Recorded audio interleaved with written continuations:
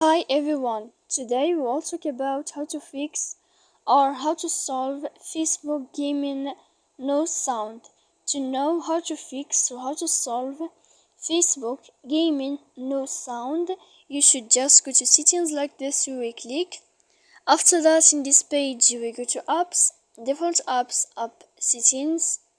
When you will see this list, you will go down to find the application of Facebook and you will enter. Then here in this page you will go to click for stop. When you will end this, you will enter to storage. After that you will click clear cache. Then you will go to click clear data. And when you will add all this stuff here, as you see, you can update your application. So please don't forget to support us by like and subscribe.